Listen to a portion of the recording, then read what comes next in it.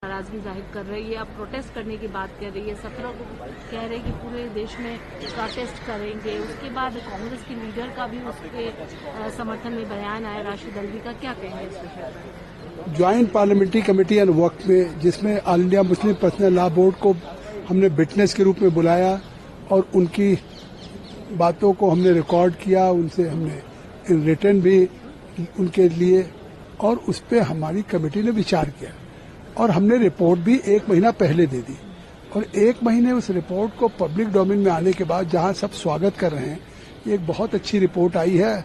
और जो एक्ट आएगा वो वक्त के जो वाकिफ की मंशा है कि गरीबों को, विधवाओं को, बच्चों को, अनाथ को एजुकेशन में, हेल्थ में इसका फायदा मिले, तो वो होने जा रहा है। तो 1 महीने के बाद अब all India Muslim law personal board ने पहले 13 तारीख को दिया और 13 के बाद अब 17 तारीख को। तो ये कोई कारण नहीं है, वो केवल एक देश में इस वक्त की प्रॉपर्टी को जो केयरटेकर या मुतवल्ली, जिनके हितों पे कोई कुठाराघात होगा, जो खुर्द-बुर्द करते थे, एक जब बेहतर कानून आ रहा है तो उसको लेकर के जिस तरह से ये प्रोटेस्ट कर रहे हैं, ये केवल विरोध के लिए विरोध कर रहे हैं। आखिर अब जो एक अमेंडेड या हमारी रिपोर्ट है, उस रिपोर्ट से ऐसी कौन सी बात है कि जिसको लेकर के उनके मन में कोई विरोध है या शंका है?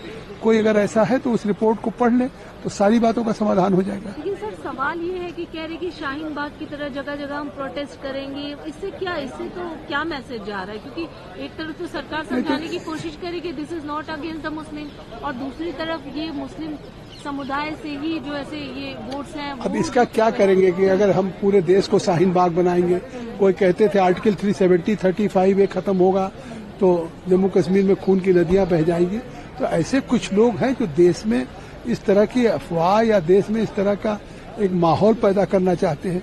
सरकार की तो मंशा ये है कि जो वक्फ है वो एक अच्छा ट्रांसपेरेंट कानून बने, उस वक्फ की प्रॉपर्टी से लोगों को, आम आदमी को, पसमानदा को, गरीबों को उसका फायदा मिले, और उस दिशा में हमने रिपोर्ट दिया।